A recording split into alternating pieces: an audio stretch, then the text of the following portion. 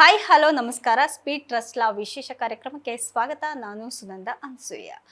ಆರೋಪಿಗಳನ್ನ ಬಲಿಪಶುಗಳನ್ನಾಗಿ ಮಾಡಿ ಅವರ ವಿರುದ್ಧ ಸುಳ್ಳು ಸಾಕ್ಷ್ಯಗಳನ್ನ ಹೂಡುವಂತಹ ಪ್ರಕರಣಗಳು ಪದೇ ಪದೇ ಬೆಳಕಿಗೆ ಬರ್ತಾ ಇರುತ್ತೆ. ಈಗ ಒಬ್ಬ ವ್ಯಕ್ತಿಯನ್ನ ತಪ್ಪಾಗಿ ಬಂಧನ ಮಾಡಿ ವಿಚಾರಣೆಗೆ ಒಳಪಡಿಸಿ ಶಿಕ್ಷೆಯನ್ನ ವಿಧಿಸಿದ್ದಕ್ಕಾಗಿ ಪರಿಹಾರವನ್ನ ನೀಡುವಂತಹ ವಿಚಾರದ ಕುರಿತು ಸುಪ್ರೀಂ ಕೋರ್ಟ್ ಪ್ರಕರಣವನ್ನ ಮತ್ತೆ ಪರಿಶೀಲನೆ ಮಾಡೋದಕ್ಕೆ ನಿರ್ಧಾರ ಮಾಡಿದೆ.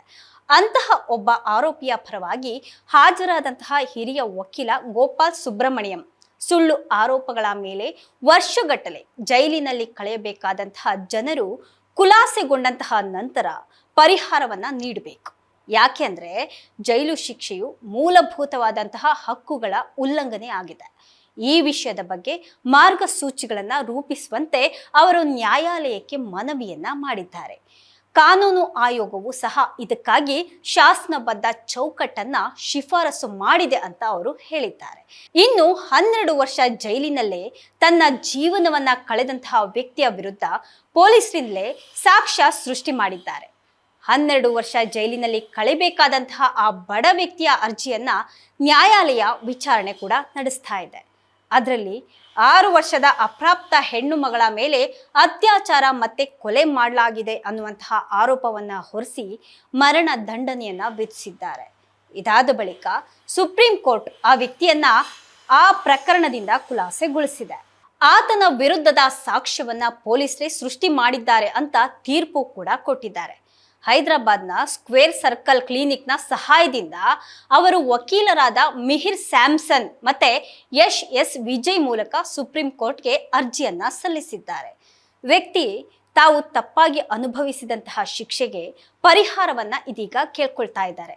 ಅವರನ್ನ 2013ರಲ್ಲಿ ಬಂಧನ ಮಾಡಲಾಗಿತ್ತು.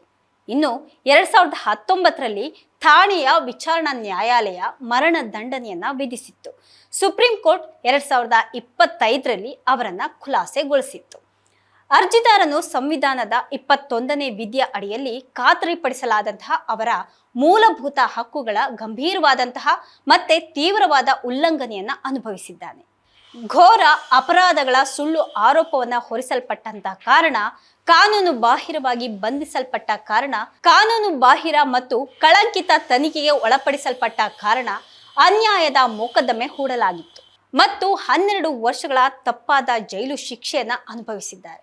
ಇದಕ್ಕಾಗಿ ಅವರಿಗೆ ಸೂಕ್ತವಾಗಿ ಪರಿಹಾರವನ್ನ ಕೊಡಬೇಕು. ಯಾಕೆಂದ್ರೆ ಅದು ಅವರ ಜೀವನ ಅಲ್ವಾ, ಅವರ ಖ್ಯಾತಿ ಮತ್ತು ಕುಟುಂಬವನ್ನ ಸಂಪೂರ್ಣವಾಗಿ ನಾಶಪಡಿಸಿದೆ ಅಂತ ಅರ್ಜಿಯಲ್ಲಿ ಹೇಳಲಾಗಿದೆ. ಜೈಲಿನಿಂದ ವ್ಯಕ್ತಿಯನ್ನ ಬಿಡುಗಡೆ ಮಾಡೋದ್ರಿಂದ ಪರಿಹಾರ ನೀಡಿದಂತೆ ಆಗೋದಿಲ್ಲ.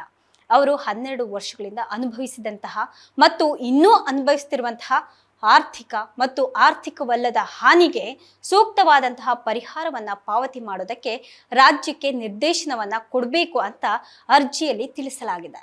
ನೊಂದಂತಹ ವ್ಯಕ್ತಿಗಳು ಇತರ 2 ಅರ್ಜಿಗಳನ್ನ ಸಹ ಸಲ್ಲಿಸಿರೋದ್ರಿಂದ ನ್ಯಾಯಾಲಯ ಕೂಡ 3 ಪ್ರಕರಣಗಳನ್ನ ಒಟ್ಟಿಗೆ ಸೇರಿಸಿದೆ. 2018ರಲ್ಲಿ ಕಾನೂನು ಆಯೋಗವು ನ್ಯಾಯದ ತಪ್ಪಿನ ಪ್ರಕರಣಗಳಲ್ಲಿ ಪರಿಹಾರಕ್ಕಾಗಿ ನಿರ್ದಿಷ್ಟವಾದಂತಹ ಕಾನೂನು ನಿಬಂಧನೆಯನ್ನ ಜಾರಿಗೆ ತರೋದಕ್ಕೆ ಕೂಡ ಶಿಫಾರಸು ಮಾಡಿದೆ. ಇದಾಗಿತ್ತು ಇವತ್ತಿನ ವಿಶೇಷ. ನಿರಂತರ ಸುದ್ದಿಗಾಗಿ ನೋಡ್ತಾ ಇರಿ ಸ್ಪೀಡ್ ಟ್ರಸ್ಟ್ ಲಾ.